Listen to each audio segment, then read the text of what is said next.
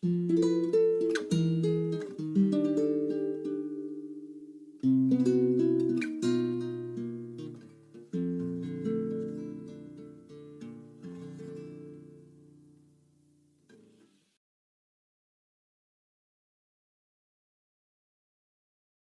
Things We Do for Love, which really blossomed during Laurie Theatre between Barbara and me. We got married on the 20th of September 1970, and soon after I adopted her sweet daughter, Sarah. We moved into a little attic flat just round the corner in Canning Street, and we were all in loved-up heaven. Barbara left the Blackie and joined the Blue Coat Art Gallery as an assistant. Within a couple of years, she became the Blue Coat's director and helped to put it on the map. The gallery housed many touring exhibitions.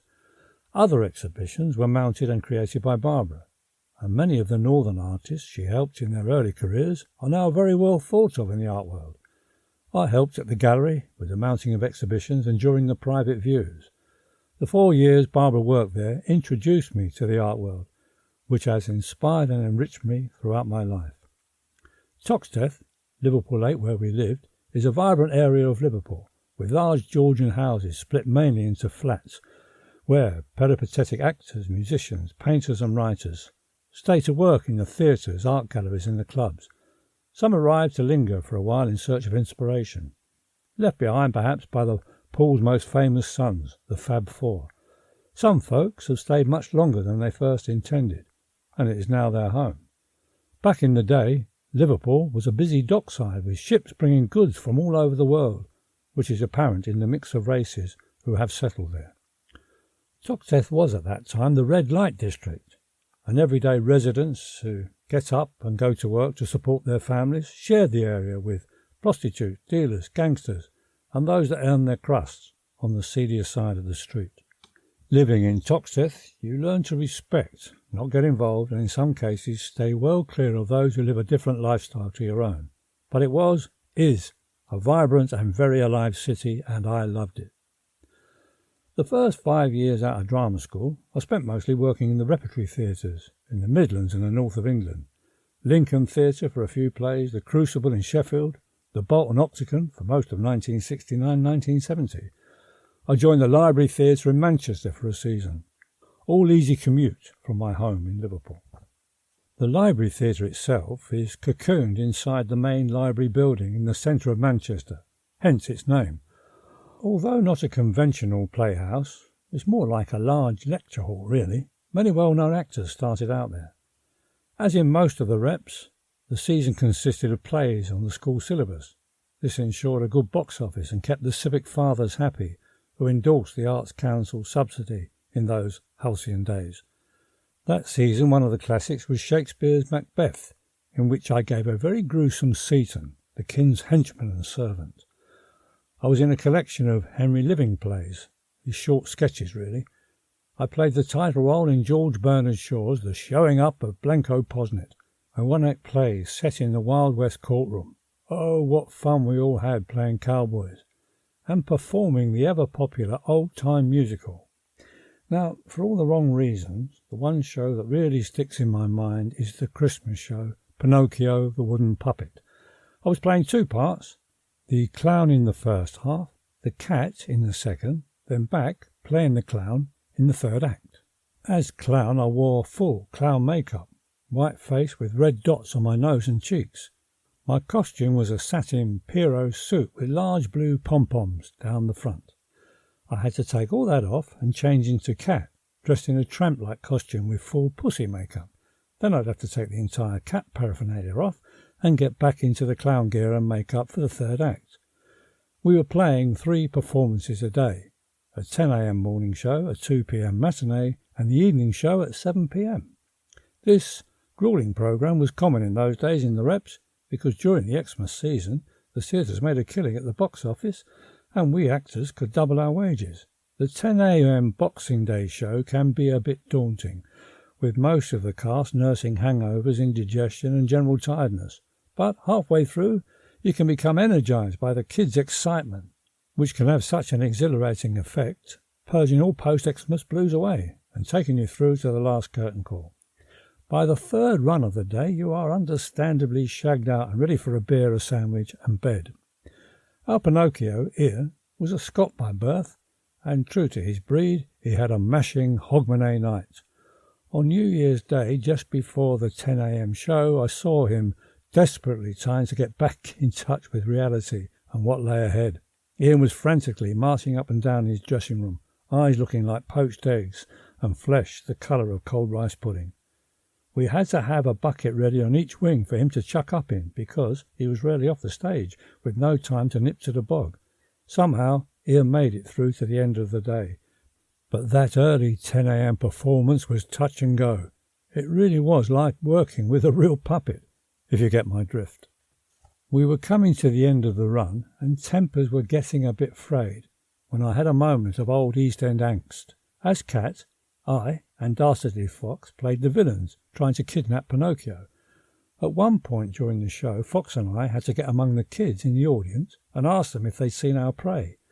During this particular show, a kid said to me, "I'll give us your autograph and tell you where he is." I think he wanted my actor's moniker, but I stayed in character and signed Cat. Later, I was in my shared dressing room, having just got back into my full clown gear, when the stage manager came storming through the door. He stood behind my chair and proceeded to tear me off a strip about me allowing my own vanity to take precedent during the show, referring to me signing my autograph. I tried to explain I had written Cat, and my action was in no way about vanity or whatnot.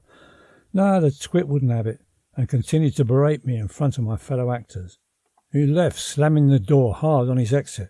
For about half a minute I stared in the mirror at the white-faced clown, stunned with cold anger. Someone said, "The street never leaves you," and at that moment I was right back on it, as I sprung up growling, "I'll kill him."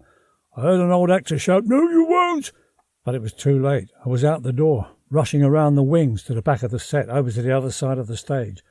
I must have looked an incongruous sight, dressed in a velvet suit and clown makeup, shouting out what I will do to the twit when I get my hands on him. Thankfully, he was nowhere to be seen. Maybe he realised he'd gone too far and was hiding somewhere out of sight. Eventually my rage cooled down to a bitter, tearful anger, and I gave up the chase. Back to my dressing room to prepare putting my finishing touches to my smudge makeup and get my mind focused on the rest of the show. The stage manager did sort of apologise a day or so later, but it was only a half-hearted face-saving attempt. "I apologise, Robert, not for what I said, but the way I said it. I signed Cat, staying true to my character. In no way was it an action of personal vanity." But he was having none of it. Hey-ho. Later, back at the Liverpool Everyman again, with the inspiring director Alan Dosser, I worked with Jonathan Pryce, Anthony Sher, Julie Walters, Peter Postlethwaite, Alison Steadman, Bill Nye and Roger Sloman and Bernard Hill, the writer-director John McGrath and Willie Russell, and many more luminaries of the years to come, all of us just starting out in our careers. Victoria Wood wrote a play for Julie Walters, a partnership that continued for many years until Vicky's early demise a few years ago. Geoffrey Durham, he was also in the company. I think he was in the theatre and education side of things, but he and Victoria were soon to marry. Mike Lee visited, and he was soon to marry Alison Steadman. So there was a lot going on at the Everyman, apart from the theatre. I, during my time at the Everyman, played everything from the common man in A Man for All Seasons, blinded Gloucester in King Lear, the title role in Sergeant Musgrave's Dance. I was in good company playing rabbits in Winnie the Pooh. Tony Sher played Christopher Robin, and Jonathan Pryce the Owl. I will never forget Jonathan standing high up on a plinth in the wings, dressed in his feathered costume, giving his wings a listless flap, complaining, "Owl is such a thankless part." Oh, When the Reds was a play we were putting together about the Liverpool Football Club. Now I say putting together, meaning we were improvising various conjectural events from the supporters' point of view and the club's history. The rehearsals were not going very well, with few jokes. Humour is hardwired into the Scouser's DNA, and you cannot play a cast consisting totally of Liverpool characters without it. Well, there we were, struggling with the plot, cracking jokes from the Ken Dodd and the Jimmy Tarbuck Book of Humour, and it was not happening. Now, I had the idea of asking Eddie Braben, the famed scriptwriter for Morecambe and Wise to come and watch a rehearsal, to help us with a few gags. Bless his heart, Eddie, who still lived in Liverpool, came down to the theatre the next day. We did a run-through rehearsal for him, and every time Eddie thought of a gag or a bit of business, we stopped the action and worked it into the play. The first night was attended by Eddie and his wife, the football legend Billy Liddell, Kevin Keegan, and many other past and present club players, all coming to wish us well. Oh, when the Reds was a hit of the season. The play went so well we extended the run to packed houses, and that was mainly thanks to Eddie. There was one inglorious thing that was not such a success during the rehearsal period. By way of research, the director thought it a good idea we should challenge another rep theatre to a game of football. I think it was Stoke or Crewe. One of the Everyman's cleaning ladies, Blodwin, had connections with the football club and managed to obtain some of their strip for us to wear. Oh, we did look the business as we jogged out onto the pitch in our red and white strip, particularly as the other side were kitted out in a cross-match of old tops and shorts. Within seconds it became clear not one of the Everyman's team could kick a ball straight, me included. I'm afraid the score total against us by the final whistle was in double figures. The score I am to this day too embarrassed to quote. Joining the repertory theatres in those days, playing in one production while rehearsing the next, was where most actors, directors, writers of my generation really learnt their craft. Alas, the Philistines have long taken over, and the reps, with the permanent companies in residence, are no more. If you, dear listener, are thinking or know another who is starting to sing "Hey Fiddly-Dee, an actor's life for me," please do consider the odds. Do take a moment to think before embarking on a career as a player of parts. Think, would I be just as happy doing that other thing I enjoy, I have a talent for? If the answer is yes, then go for the other thing first. If on the other hand it's, I need to be an actor, it's who I am when I get out of bed in the morning, it's my whole life, I'm nothing and no one without it, well, God bless and good luck. I can't say this often enough. You will need to be more than so lucky, lucky, lucky, as the song goes. That muse-tainted demon burning away inside you, fizzing at your very soul, will need skip loads of good fortune, more than talent, more than hard work, more even than money. If, on the other hand, you are lucky enough to be the offspring of a well-known acting dynasty, this helps enormously. A well-connected family in any profession is a bonus and can open doors, but the talent, the hard work, and the desire to succeed must be there. You cannot take anything for granted in this business, so take careful note. Lecture over. I really can't complain. I've made a decent living from being a jobbing actor, although in no way a luminary. I would say I'm quite happy in the "no, the face can't place the name" category. I've seen and learnt from those who have become famous, and it's often a double-edged sword. Popping into the pub or the shops or going out for a meal, anywhere in public, you're constantly asked for a selfie or an autograph. But that is the price of fame. Having said that, being famous and able to put those bums on seats, well, it does give you a freedom of choice, and has many more ups than downs. I've had some luck, but I'm also a very determined person, and I need the business. It has enriched my life and it's given me a focus. I will never, even now in the saga years of my life, go away until my brain begins to dissolve or the Grim Reaper calls. A colleague once said to me, "You, Bob, are a very useful actor." Now, being young then, I took umbrage at the time, thinking there was more to me than just being useful, but he was right. I am useful, a character actor, ready to lead but easily castable. Maybe I should have used Cameo Cusp as my stage name. It about sums me up. I have mostly played cameo roles, and very occasionally I've just been on the cusp of what might have become a major success.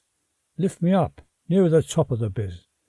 The cry of many actors can be heard, if only that play transferred, that sitcom, that pilot episode, that soap opera idea had developed, gone to series, and become a success, or that writer, producer, director had lived up to their promise and wanted me in their new show.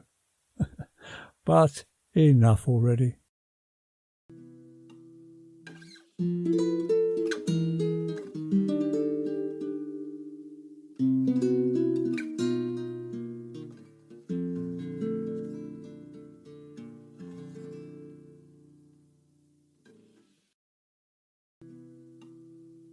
Being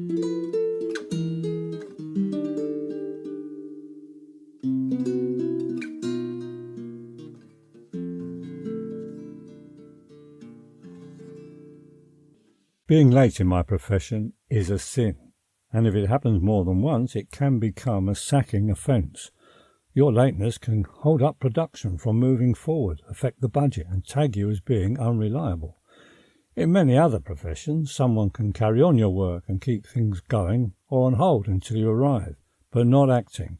Yes, sure, there are understudies in the theatre and stand-ins during filming, but they're only there to fill in for you who is being paid to do the job, and if the star, the one the customer, has paid their hard-earned cash to see. You will be late at some point, but you better have a good excuse. Overslept, heavy night, train delayed doesn't cut it. Your excuse has to be on the lines of a fatal illness, of a close relative who has died in the night or has been blown up. Living in Liverpool, I travelled to London from time to time, sometimes just overnight for a casting session, or longer if I was working. And because of my constant coming and going, I found a rented room in a friend's house in Woolwich, South London. The rooms were rented out by people in the business, a stage manager, a fight director, a couple of other actors, including the owner of the house, the actor Richard Howard. We all chipped in with the bills plus rent, which covered the mortgage. I was staying at the house on this occasion because I had a part as a mortician's assistant in the new Avengers, starring Patrick McGee, Joanna Lumley, and my old chum, sadly missed, Gareth Hunt. My call on the shoot day was 9 a.m. at Pinewood Studios, which is located in Ivor Heath, Buckinghamshire. I set my alarm clock and had a good night's sleep. Too good. I awoke and stared at the clock that told me it was gone 7:30. Either the alarm hadn't gone off, wasn't loud enough, or I did not hear it, or it had, and I'd slumped back for a moment and dozed off again. Nigel Terry, the actor staying in the room below me, told me later, "Now, I heard you moving about above, doing everything people do in the morning, but at 7 times the speed." I had an hour and a half to get from Woolwich to Pinewood. I raced down the street to the railway station. Thankfully, it was downhill most of the way. I got to the station just as the train to Charing Cross was pulling out and jumped aboard. I leapt out at Charing Cross and fell into a black cab, telling the driver, "Get me to Baker Street as fast as you can, and there's £1 in it for you." I mean, £1 then was worth about 10 quid today. The driver did me proud, and I paid with as many thanks as I raced down into the underground. Once again, luck was on my side, and the tube train to Uxbridge was waiting to leave, and I lurched in. I arrived at Ivor with 10 minutes to spare. There is, or was then, a bus that collects staff from the station at various times, and it seemed to be waiting just for me to get on before it headed to the studios. I walked into the studio corridor bang on time to be met by the assistant director, Arnold, who I knew quite well. Arnold escorted me straight onto the set. I put my mortician's assistant's coat on, proffered by a dresser. I said a quick hello to all. We rehearsed the scene just the once. We did a few takes from everybody's point of view. The director called cut. My day's work and the job was at an end before the clock struck 10. From that day on, I sleep with 2 alarm clocks on my bedside locker, set to go off about 10 minutes apart, giving me plenty of time to be up and dressed, ready for the day's work, and I never slumped back for a moment. Work was taking me to London more often, and I had always stated that London is where I, as an actor, belonged. In 1974, I returned to set up home permanently. But now I had a wife, Barbara, and my daughter Sarah, aged 12. In the early years, we just about managed to make ends meet at times, and it is amazing that I've never had to do another job since leaving drama school. Having said that, it really helps if you are lucky enough to find a very supportive and understanding partner who insists on earning a regular wage, and I had. I mean, it's well known that periods of unemployment are not unusual for most actors. Being out of work for long periods can and will happen to the best of us. You have to get used to the phone not ringing and find something to shake off that feeling, as if the stuffing has been pulled out of you. You have to fill in the gaps as best you can. Get busy. Don't mope around feeling sorry for yourself. Throw yourself into family life. Get a part-time job, get a hobby, go swimming, the gym. Play golf if you must. Find another outlet for your imagination, like writing, painting, photography, anything but sit there staring at the wall. And always remember, no one forced you to join, and I do know of what I speak, believe me. At the outset of married life and unexpected parenthood, we had very little in the bank. Needing to move south, I found us a rented flat in Bromley, Kent, by paying the fixtures and fitting, and that was a kind of fee to the last tenant of the apartment, which almost cleaned us out. Now, fixtures and fittings, or F&F, as it was printed in the flat renting section of some newspapers in those days, was really sort of key money. You paid the present tenant a wad of cash, and they greased the palm of the housing agent who put you at the top of the waiting list. These were private housing agents who handled the houses and apartments for the owners, who didn't seem to be that concerned who lived in their property, as long as the rent was paid on time and you didn't wreck the place. We settled in okay. However, it wasn't long before we had problems with our upstairs neighbours. Within a few weeks, the tenant above allowed her bath to overflow, flooding out ours. Then she went abroad and sublet to a couple of blokes who allowed the washing machine to overflow while they were out. The flood above caused our lounge ceiling to collapse, with a lump of plaster just missing Barbara's head. There were many noisy parties, and I came very close to facing a charge of GBH. Eventually, we got them evicted.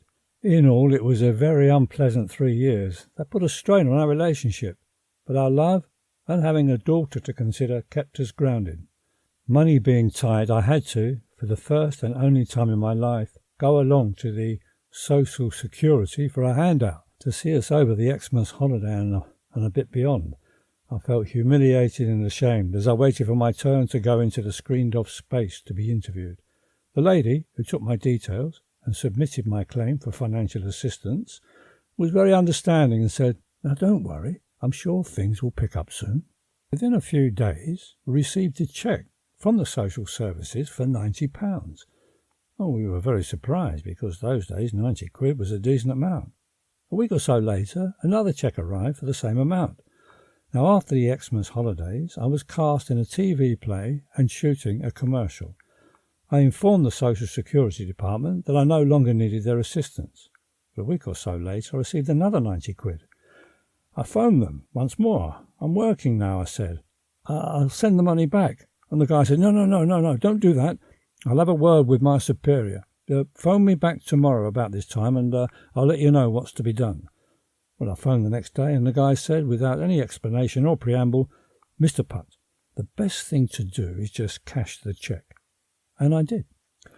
Our point here is that I wasn't in any way trying to work the system. I didn't need to. But how easy it seemed one could. Very different to how Nan was treated in the 1950s, securing a one-off payment of just 14 shillings. By the time our turn came to move out of the flat, the F&F scam had become obsolete, so we didn't get our money back, or like some others, make a profit.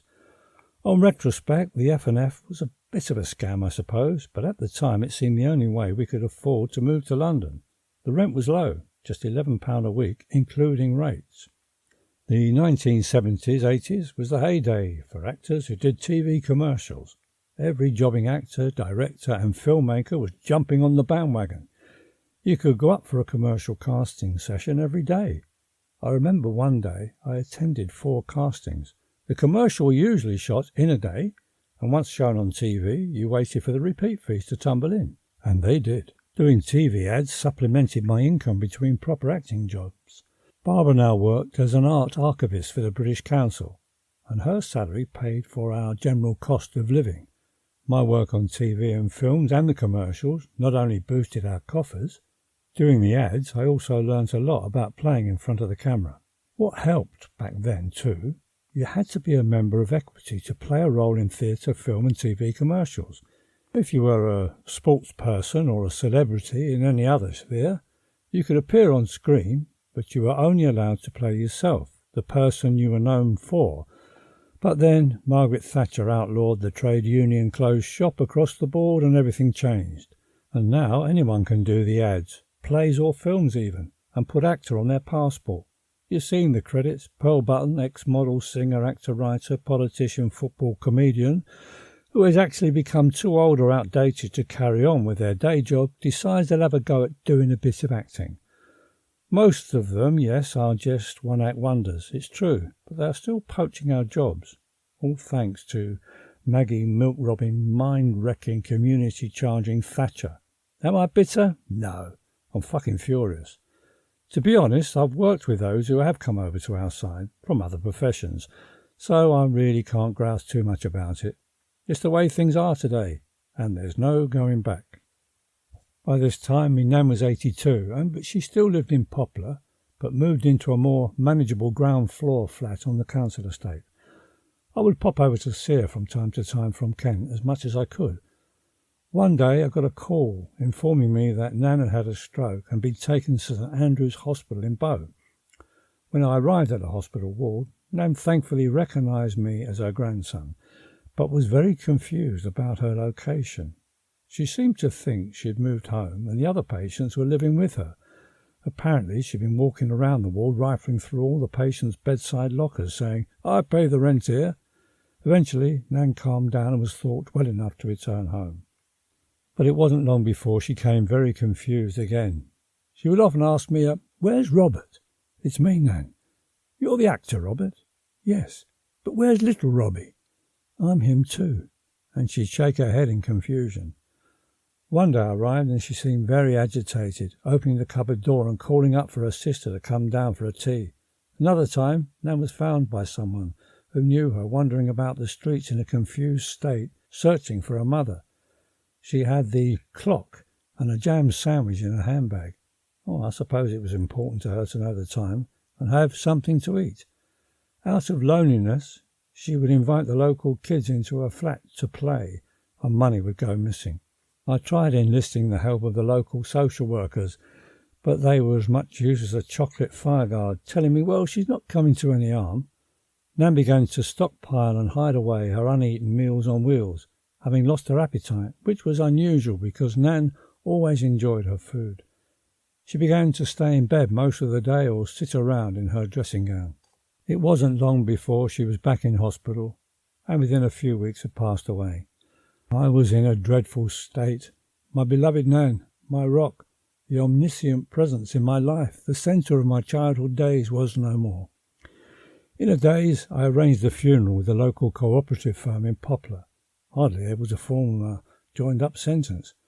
The day of the funeral, the mourners were Barbara and I, Nan's last remaining sister, Gertrude, Gert's son, Philip, and his wife, Maureen, who travelled over from their home in Ireland, and an old friend from Nan's laundry shop days, Mrs. Foote, who I remembered when I was a little boy, turned up.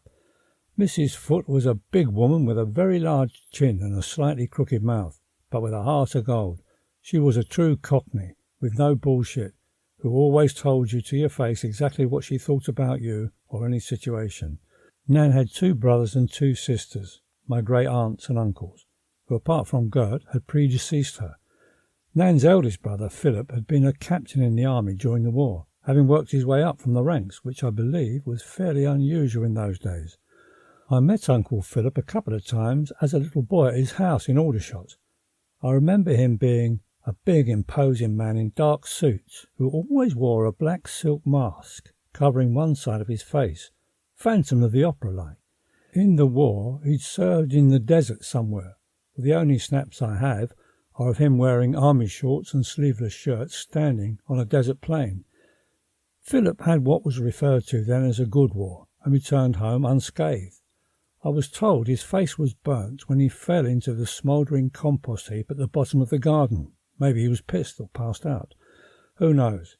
He became estranged from his wife because she had played away when he was fighting for king and country, and had little or anything to do with his kinfolk. Nan and her siblings were never close, and actually seemed to quite dislike each other. We stopped on the way to the cemetery for a short service at the church, All Saints Poplar, the parish church that the Spy Club was attached to, where my acting debut began. The vicar, hearing about Nan's demise late in the day, had managed to rustle up a few parishioners to swell our ranks. As the prayers for Nan's soul, Mrs. Eva Moore, were being recited by the vicar, I looked over at the coffin laid on a trestle in front of the altar. As my eyes began to focus, I could see that the funeral parlour had spelt Nan's name wrong on the brass plate screwed to the top of the coffin lid. The inscription read, Mrs. Evermore. What could I do? I was already in a wasted state. I should have stopped the proceedings. What would have happened then? Would the funeral director take the whole coffin back to the parlour and fit a newly inscribed plate with the correct name engraved on it? Maybe they'd only have to take the plate off. Would we, the tiny congregation, wait in the freezing cold church, or retire to the vicarage for a cup of tea and a biscuit to wait for the mistake to be corrected? I don't know.